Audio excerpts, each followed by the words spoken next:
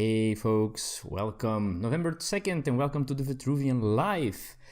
Oh man, it has been an eventful day yesterday.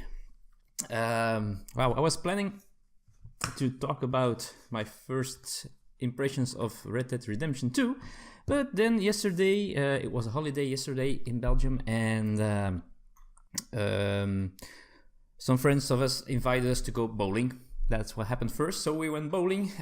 Had been a long time, and I'm going to show you some images of yesterday's bowling. Now, the first game we played, it was clear that it was a long time.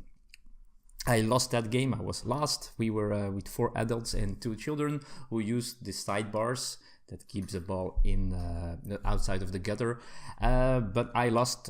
I still scored 101 points, which is not that bad, although you can reach a maximum of 300, I think. So it was a long way to go. But I got into the spirit a little bit. Had me some practice the first game, and we played the second one, in which I managed to get 165 points, which is not bad. I don't think I ever had that much points, or at least was close to my record many years ago. And then I'm talking about maybe 15, maybe even more years ago.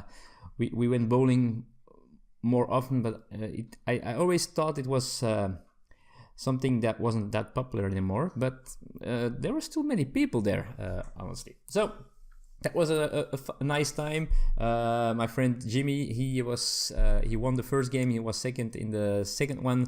He's probably way better than me, but it was a close call. He nearly beat me the second game, but he had to. Well, he missed one of the cones that he needed to still pass me. So that was exciting. Was fun to do. This was a long time ago.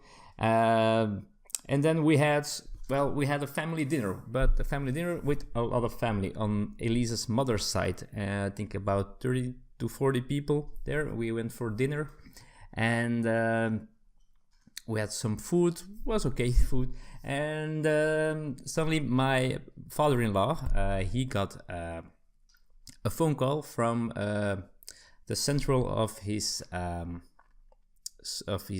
alarm system. So when the alarm goes off, it's a silent alarm at home. They call him, and there had been an alarm in their hallway. So he, of course, wanted to go there.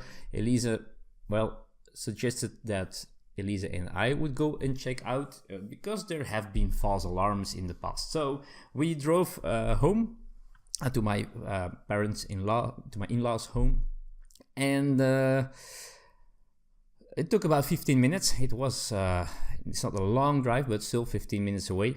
And so we arrived, parked the car on the driveway, and it's a standalone house. So Elise, normally we enter through the side entrance.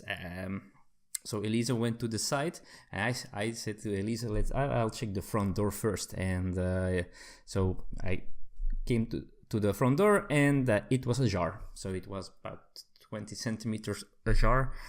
So that was not the way it should be. Now, things happen, right? You don't close the door good enough or something like that.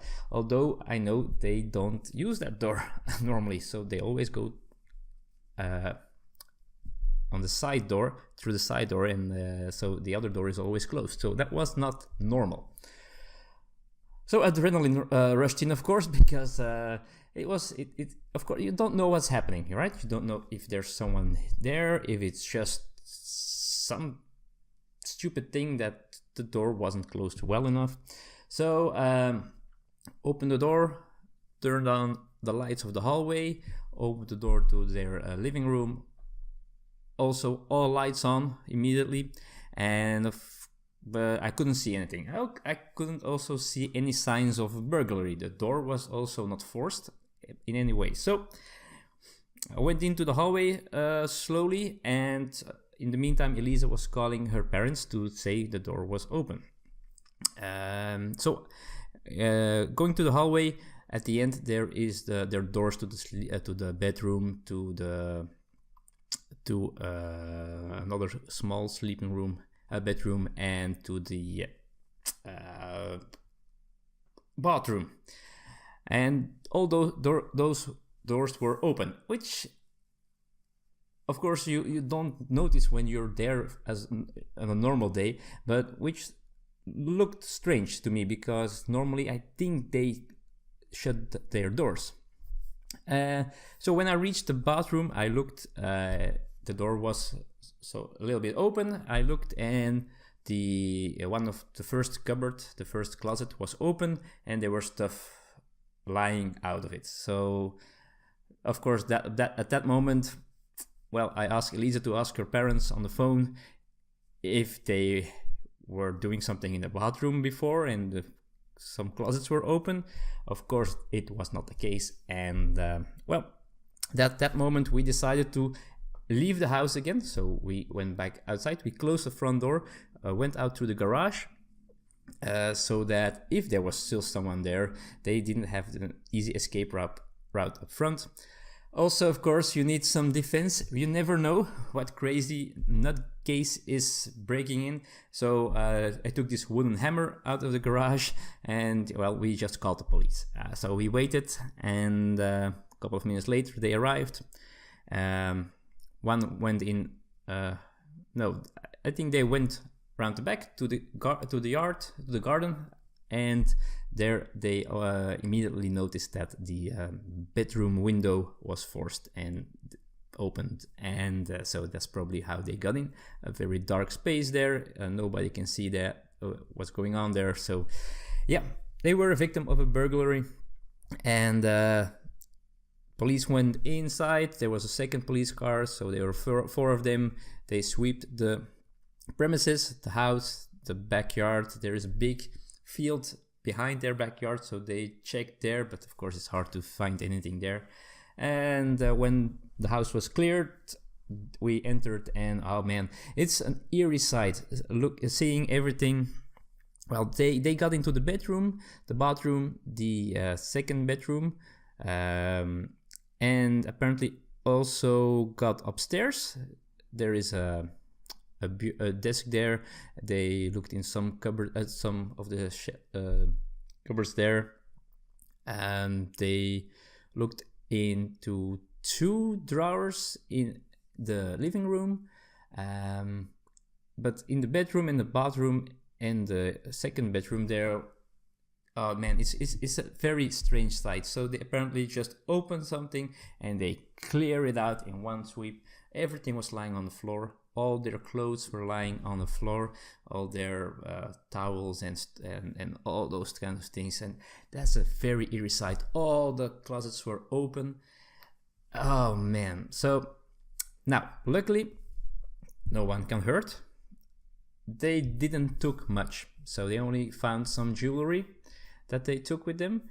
They rummaged into a drawer where there was this empty box of a mobile phone, and that box they opened, there was only a charger inside, so they left the box on the drawer, but right next to the box there was a tablet. They didn't take the tablet. On the stairs there was a laptop bag. They didn't take the laptop bag.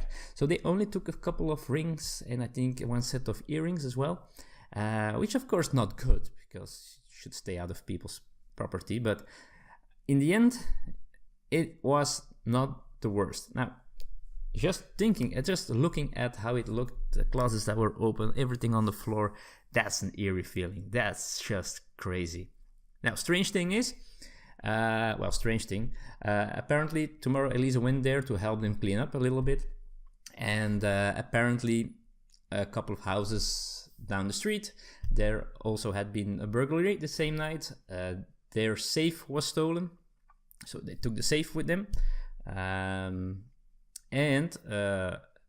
also a family member of Elisa.